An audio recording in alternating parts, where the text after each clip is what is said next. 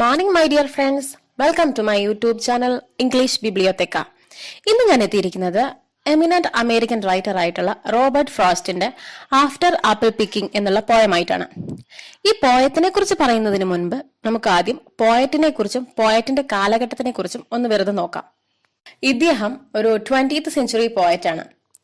ഇദ്ദേഹത്തിന്റെ ഓരോ കവിതകളും ഇദ്ദേഹത്തിന് മുൻഗാമികളായിട്ടുള്ള കവികളുടെ എല്ലാം, അതായത് അമേരിക്കൻ പോയട്രിയുടെ മൊത്തം ഒരു വേ ഓഫ് റെപ്രസെന്റേഷന് ആശങ്കാജനകമാക്കാൻ പറ്റിയ ഒന്നായിരുന്നു.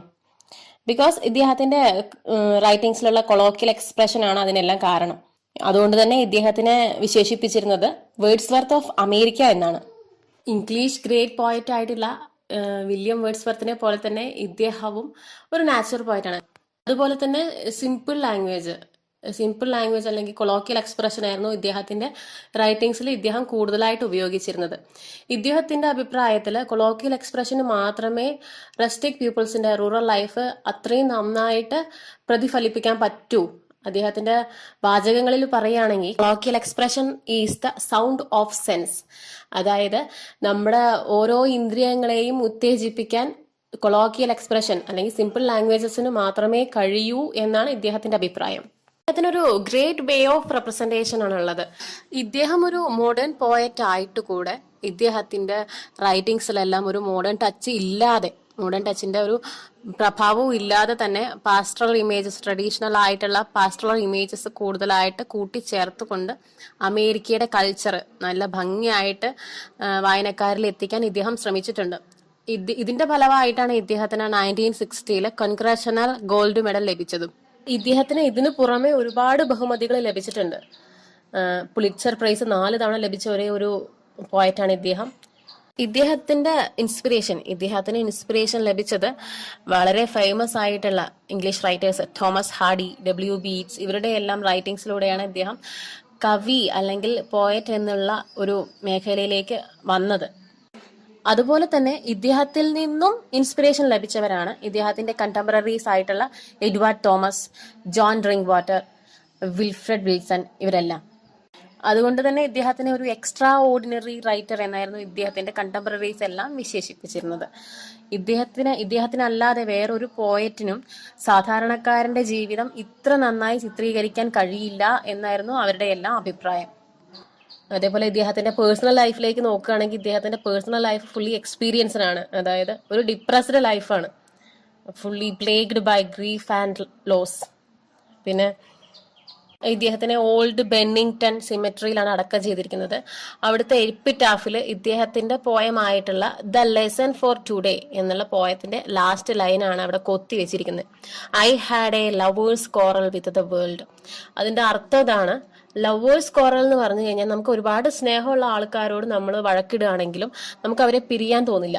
അതുപോലെയാണ് അദ്ദേഹത്തിന് ഈ ലോകത്തിൽ ഒരുപാട് ഗ്രീഫ് ആൻഡ് ലോസ്, അദ്ദേഹത്തിന് ഒരുപാട് ബുദ്ധിമുട്ടുകൾ, ഒരുപാട് കഷ്ടപ്പാടുകൾ, ഒരുപാട് ദുഃഖങ്ങളും അനുഭവിക്കേണ്ടി വന്നു. എന്നാലും ഈ സുന്ദരമായ ലോകത്ത് നിന്ന് അദ്ദേഹത്തിന് പോകാൻ കഴിയുന്നില്ല എന്നാണ് അദ്ദേഹത്തിന്റെ എപ്പിറ്റാഫിൽ കൊത്തിവെച്ചിരിക്കുന്നത്. ഇനി നമുക്ക് പോയത്തിന്റെ സ്ട്രക്ചറിനെ പറ്റി നോക്കാം. ഇത് അയംപിക് പെന്റാമീറ്ററിൽ എഴുതിയ ഒരു കവിതയാണ്. ഇത് പെസിമിസ്റ്റിക് മൂഡിലാണോ ഒപ്റ്റിമിസ്റ്റിക് മൂഡിലാണോ കവി എഴുതിയിരിക്കുന്നത് എന്ന് അവ്യക്തമാണ്. Because of its unsteady rhyme and line length. നമ്മൾ ഫസ്റ്റ് ലൈൻ നോക്കുകയാണെങ്കിൽ സ്റ്റാൻഡേർഡ് ലൈൻ ലെങ്ത് വെച്ച് നോക്കുമ്പോൾ വളരെ ലോങ് ആയിട്ടുള്ള ഒരു ലൈനാണ്. ദെൻ 32nd ലൈൻ നോക്കുകയാണെങ്കിൽ വളരെ ചെറുതാണ്. അങ്ങനെയൊക്കെ. പിന്നെ അതുപോലെ തന്നെ ഇത് കവി എഴുതുന്നത് ഉണർന്നിട്ടാണോ അതോ ഉറക്കത്തിൽ സ്വപ്നം ചിത്രീകരിക്കുകയാണോ എന്ന് നമുക്ക് മനസ്സിലാക്കാൻ കഴിയുന്നില്ല. അതിന്റെ ഓരോ സൗണ്ട് എടുത്ത് നോക്കുമ്പോഴും ചിലത് നല്ല ആക്റ്റീവാണ്, ചിലത് ബ്ലറായിട്ട് ഇങ്ങനെ മങ്ങി ചുറ്റിപ്പറ്റി കാണിക്കണം മാത്രം ഒരു പല വേർഡ്സും അങ്ങനെ കവി ഉദ്ദേശിക്കുന്നുണ്ട്. അതുപോലെ തന്നെ ഈ പോയം നോക്കുകയാണെങ്കിൽ നമുക്ക് 2-3 തീംസ് നമുക്ക് കിട്ടുന്നുണ്ട്. ഫസ്റ്റ് വൺ, ഒരുപാട് കഷ്ടതകൾ അനുഭവിച്ചിട്ട് ഉണ്ടാകുന്ന മരണം, അതിൽ നിന്നുള്ളൊരു പുനർജന്മം. രണ്ടാമത്തെ theme psychic disturbance. Biblical reference ആണിത്. ബൈബിളിൽ പറയുന്ന ഈവിനുണ്ടാകുന്ന സൈക്കിക് ഡിസ്റ്റർബൻസ് തന്നെ ഇതിൽ ഈ കവിയും അനുഭവിക്കുന്നു. ഈ ആപ്പിൾ ഹാർവെസ്റ്റ് ചെയ്യുന്ന സമയത്ത് അദ്ദേഹവും അനുഭവിക്കുന്നുണ്ടെന്ന്. പിന്നെ third one, routine and reality versus free time and the unconscious. സാധാരണ നമുക്ക് നമ്മുടെ ജീവിതത്തിൽ നടക്കുന്നതും അതേപോലെ നമ്മുടെ അബോധാവസ്ഥയിൽ നമ്മൾ ആഗ്രഹിക്കുന്നതുമായിട്ടുള്ള കോൺട്രാസ്റ്റ് അതിനെ ഒരു പോയത്തിലായിട്ട് ഇദ്ദേഹം ഇവിടെ കാണിക്കുന്നുണ്ട്. അതുപോലെ തന്നെ ഇദ്ദേഹം ഈ കവിതയിൽ സ്ലീപ്പ് എന്ന വാക്ക് ഒരുപാട് തവണ ഉപയോഗിച്ചിട്ടുണ്ട്. ഏകദേശം ഒരു 6 തവണ ഇദ്ദേഹം ഉപയോഗിച്ചിട്ടുണ്ട്. അത് കാണിക്കുന്നത് അദ്ദേഹം ഒരു സ്വപ്നം കാണാൻ ആഗ്രഹിക്കുന്നു, അല്ലെങ്കിൽ ഉറക്കത്തിലേക്ക് പോകാൻ ആഗ്രഹിക്കുന്നു. ഇതെല്ലാമാണ് അത് ഉദ്ദേശിക്കുന്നത്. കൂടുതലായിട്ട് അദ്ദേഹം ഒരു റെസ്റ്റ് ആഗ്രഹിക്കുന്നുണ്ട്. ചിലപ്പോൾ അദ്ദേഹത്തിന്റെ അവസാന ഘട്ടത്തിലേക്ക് എഴുതിയതായിരിക്കാം, അല്ലെങ്കിൽ ഈ ഹാർഡ് വർക്കിന്റെ ക്ഷീണം കാരണം അദ്ദേഹത്തിനൊന്ന് ഉറങ്ങണം, സാധാ ഒരു മനുഷ്യൻ ചെയ്യുന്ന പോലെ ഉറങ്ങണം എന്നായിരിക്കാം. ഇനി നമുക്ക് പോയത്തിനെ കുറിച്ച് പറയാം. ഇവിടെ പോയം നടക്കുന്നത് ഒരു എൻഡ് ഓഫ് ദി ഡേയിലാണ്. പോയറ്റ് ഇവിടെ എൻഡ് ഓഫ് ദി ഡേ എന്ന് ഉദ്ദേശിക്കുന്നത് ഒരു പക്ഷേ അദ്ദേഹത്തിന്റെ തന്നെ അവസാന കാലഘട്ടമായിരിക്കാം, അല്ലെങ്കിൽ ഓട്ടം സീസന്റെ അവസാനം എന്നതുമായിരിക്കാം. എനിവേ, ഇവിടെ പോയറ്റ് ആപ്പിൾ ട്രീയിൽ ഒരു ഏണി ചാരി വെച്ചിട്ട് അതിൽ നിന്ന് ഓരോ ആപ്പിളും പറിച്ചെടുക്കുകയാണ്. ആപ്പിളിന്റെ പ്രത്യേകതകളെല്ലാം കവി നല്ല വിശദമായിട്ട് നമുക്ക് കാണിച്ചു തരുന്നുണ്ട്. തുടുത്തുടുത്ത നല്ല ചുവന്ന നിറമുള്ള തുടുതുടുത്ത ആപ്പിളുകളാണ്. അതിന്റെ ഞെട്ടിയെല്ലാം അദ്ദേഹം വളരെ സൂക്ഷിച്ചാണ് പൊട്ടിച്ചെടുക്കുന്നത്. കാരണം ഒരു ആപ്പിള്, ഈ ഇത്രയും നല്ലൊരു ആപ്പിള് താഴെ വീണ് ചീത്തയായി കഴിഞ്ഞാൽ പിന്നെ മാർക്കറ്റിലേക്ക് അത് വിൽക്കാൻ പറ്റില്ല. അത് അദ്ദേഹത്തിന് വീട്ടിലേക്ക് കൊണ്ടുപോയിഞ്ഞുണ്ടാക്കാൻ മാത്രമേ പറ്റൂ. അതുകൊണ്ട് തന്നെ അത്രയും സൂക്ഷ്മമായിട്ടാണ് അദ്ദേഹം ഓരോ ആപ്പിളും പറിച്ചെടുക്കുന്നത്. ഇത്രയും സൂക്ഷിച്ച ആപ്പിളുകൾ പറിച്ചെടുക്കുമ്പോഴും ഇദ്ദേഹം മരത്തിലേക്ക് നോക്കുന്നുണ്ട്. ഇനിയും എത്ര ആപ്പിളുകളാണ് പറിച്ചെടുക്കാനുള്ളത് എന്നുള്ള ചിന്തയിലാണ് അദ്ദേഹം ഒരുപാട് ക്ഷീണിതനായിരിക്കുന്നു. ആ ക്ഷീണത്തിന്റെ ഇടയിൽ അദ്ദേഹത്തിന്റെ കാലുകൾ നന്നായി വേദനിക്കാൻ തുടങ്ങി. ഏണിയിൽ ഒരുപാട് നേരം നിന്നിട്ട് അദ്ദേഹത്തിന് ഒരുപാട് വേദനിക്കാൻ തുടങ്ങി. അതുപോലെ തന്നെ അദ്ദേഹം ആ ക്ഷീണം കൊണ്ട് സ്വപ്നം കാണാൻ തുടങ്ങി. വീട്ടിൽ പോയിരുന്ന് വൈന് കുടിച്ച് സുഖമായി കിടന്നുറങ്ങണതൊക്കെ അദ്ദേഹം സ്വപ്നം കാണാൻ തുടങ്ങി. പക്ഷെ വീണ്ടും അദ്ദേഹത്തിന്റെ കോൺഷ്യസ് മൈൻഡ് പിന്നെയും ഉണർന്ന് പ്രവർത്തിക്കുകയാണ്. കാരണം ഓട്ടം സീസൺ അവസാനിക്കാറായി. വിന്റർ സീസൺ വന്നു കഴിഞ്ഞാൽ ഇതൊന്നും പിന്നെ ഹാർവെസ്റ്റ് ചെയ്യാൻ കഴിയില്ല. അതുകൊണ്ട് പെട്ടെന്ന് ജോലികൾ തീർക്കണം എന്നുള്ള ഒരു മാനസികാവസ്ഥയിൽ വീണ്ടും അദ്ദേഹം ആപ്പിളുകൾ പറിച്ചുകൊണ്ടിരിക്കുകയാണ്. ഈ കവിതയിലൂടെ കവി വിന്റർ സീസണിന്റെ വരവ് വളരെ ഭംഗിയായിട്ട് ചിത്രീകരിക്കുന്നുണ്ട്. ഇദ്ദേഹം കുടിക്കാൻ വെച്ച ഒരു പാത്രത്തിലെ വെള്ളം മേലെ ഐസ് പാട കെട്ടി നിൽക്കുകയാണ്. അദ്ദേഹത്തിന് കൈ കൊണ്ട് എടുത്തു കഴിഞ്ഞാൽ അദ്ദേഹത്തിന്റെ കയ്യിൽ ആ ഐസ് ഓരോ പാളികളായിട്ട് വരും. ഇതൊരു മുന്നറിയിപ്പായിട്ടാണ് കവി ഇവിടെ പ്രതിപാദിക്കുന്നത്. അതായത് വിന്റർ സീസൺ അടുത്തെത്തിക്കഴിഞ്ഞു, ഇനി വളരെ കുറച്ച് ദിവസങ്ങൾ മാത്രം, ചിലപ്പോൾ ദിവസങ്ങൾ പോലും ഉണ്ടാകില്ല, അത്രയും അടുത്തെത്തിക്കഴിഞ്ഞു എന്ന് ഈ കർഷകനെ മനസ്സിലാക്കിപ്പിക്കാൻ വേണ്ടി ഒരു പ്രകൃതിയാൽ തരുന്നൊരു മെസ്സേജാണ് ആ വെള്ളത്തിൽ കാണുന്നത് എന്നാണ് കവി നമ്മെ മനസ്സിലാക്കിപ്പിക്കുന്നത്. ഈ പോയറ്റ് ഡ്രീമിലേക്ക് പോകും തോറും നമുക്ക് ലൈൻസിന്റെ ഇടയിൽ അവ്യക്തത ഫീൽ ചെയ്യാൻ തുടങ്ങും. ആലിസ് ഇൻ വണ്ടർലാൻഡിലെ വൈറ്റ് റാബിറ്റൻ എന്ന പോലെ ഇവിടെ ഇദ്ദേഹം വുഡ്ചക്കിനെയാണ് കൊണ്ടുവന്നിരിക്കുന്നത്. വുഡ്ചക്ക് ഒരു തരം അണ്ണാനാണ്.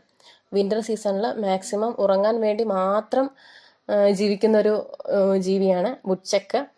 അവർക്ക് വിന്റർ ടൈമിൽ ഫുഡ് അധികം കിട്ടില്ല. അതുകൊണ്ട് തന്നെ മാക്സിമം ഉറങ്ങാൻ വേണ്ടിയിട്ടാണ് അവർ സമയം കണ്ടെത്തുക. അതുപോലെ തന്നെ ഈ ഓട്ടം സീസണിൽ മാക്സിമം ആപ്പിൾ എല്ലാം പറിച്ച് കടയിലൊക്കെ കൊണ്ടുപോയി കൊടുത്ത് വേണ്ട സാധനങ്ങളൊക്കെ വീട്ടിലേക്ക് വാങ്ങിക്കൊടുന്ന് വിന്റർ സീസണിൽ വീട്ടിൽ ഒതുങ്ങിക്കൂടി വൈന് കുടിച്ചിട്ട് സുഖമായി കിടന്നുറങ്ങാം എന്നുള്ള ഇമേജും കൂടെ പോയറ്റ് ഇതിലേക്ക് കൊണ്ടുവരാൻ ശ്രമിക്കുന്നുണ്ട്.